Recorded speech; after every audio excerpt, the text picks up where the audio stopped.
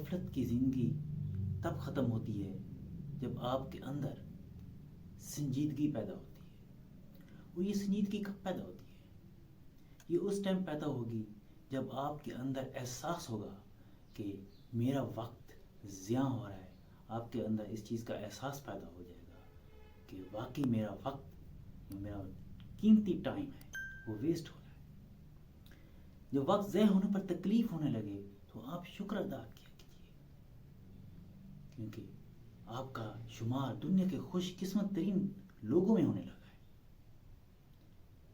جس انسان کو احساس ہو جاتا ہے کہ میرا وقت ضائع ہو رہا ہے تو وہ خوش قسمت انسان ہے. اس بات کا شکر ادا کیجیے کہ اللہ تعالیٰ نے آپ کی زندگی کی قدر ایک مناسب وقت میں دی ہے، کیونکہ اکثر لوگوں میں یہ احساس عمر کے آخری حصے میں پیدا ہوتا ہے.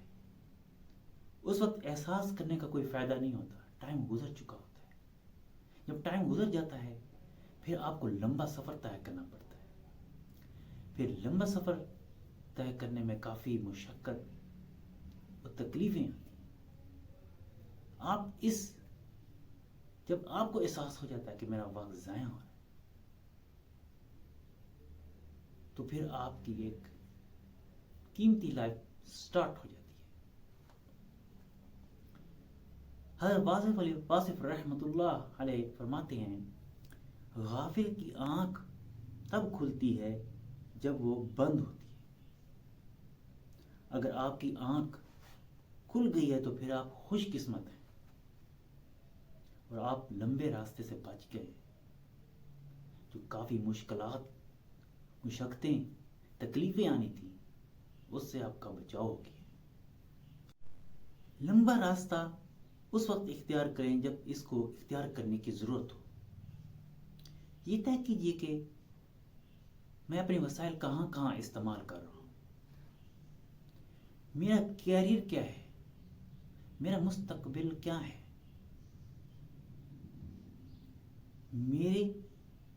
یہ طے کرنا ضروری ہے کہ میرا ویژن کیا ہے.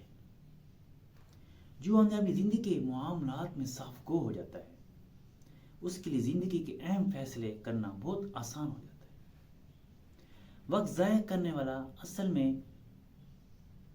اپنی زندگی ضائع کر رہا ہوتا ہے. مجھے کیا کرنا ہے اس کا تعین جتنی جلدی ممکن ہو سکے کر لینا چاہیے.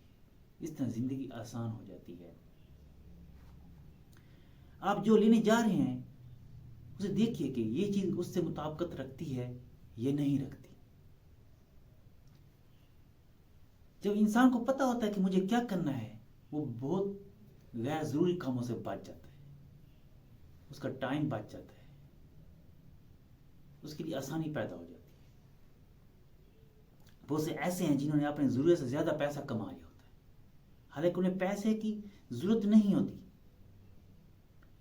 پھر وہ اس پیسے کی حفاظت کے لیے اپنا ٹائم ضائع کر رہے ہوتے ہیں. حضرت واصف علی واصف رحمۃ اللہ فرماتے ہیں، کنجوس اپنے مال کی حفاظت کرتے کرتے مر جاتا ہے. ہر شخص نے اپنی کمیٹی ڈالی ہوتی ہے. کمیٹی کا مطلب ہوتا ہے چپکے چپکے سے محنت کرنا. جیسے پڑھائی کی کمیٹی ہو گئی، نوکری کی کمیٹی ہو گئی، کاروبار کی کمیٹی ہو گئی، تعلقات کی کمیٹی ہو گئی. ان کمیٹیوں کی فہرست بنائیے اور طے کیجیے کہ وہ کمیٹیاں ٹھیک ہیں یا نہیں ہیں. ایسی لاشعوری لا حاصل بے وجہ کوشش جس کا انجام کا پتہ بھی نہ ہو اس سے ہاتھ کھینچ لینا چاہیے، اسے ترک کر دیجیے. آپ کی اگر محنت سے کسی کو فائدہ ہو رہا ہے پھر تو ٹھیک ہے. اگر آپ کی محنت سے کسی کو فائدہ نہیں ہو رہا تو آپ اس محنت سے پیچھے ہٹ جائیے. وقت ضائع مت کیجیے، لمبے راستے میں مت پڑیے. جب آپ رات کو سونے لگے تو دیکھیں آپ نے اپنے مقصد جڑے کتنے کام کیے ہیں. روزانہ مشق کیجیے، آج میں نے ایسے کون سے 5 کام کیے ہیں جو میرے مقصد سے جڑے ہوئے تھے، جن کا تعلق میرا مقصد سے تھا. جب یہ مشق آپ روزانہ کریں گے تو آپ کو ذہن میں ہوگا کہ مجھے یہ جواب دینا ہے. میں نے آج میرے مقصد میں کون کون سے کام امپورٹنٹ تھے جو میں نے کیے ہیں. پھر آپ لمبے اور غیر ضروری راستے سے بچنا آسان ہو جائے گا۔ زندگی واحد ڈیل ہے جس میں وقت پر طے کرنا پڑتا ہے کہ مجھے کیا کرنا ہے اور کیا نہیں کرنا، تو پھر زندگی آسان ہو جاتی ہے۔ اگر طے نہیں کیا پھر زندگی میں مشکل ہو جائے گی، پھر آپ جو چاہو گے وہ نہیں ملے گا جو آپ چاہتے تھے۔ ایک گورے نے کتاب لکھی جس کا نام ہے کہ زندگی کیا ہے، مطلب کہ ان کو 100 کامیاب لوگوں کو خط لکھا۔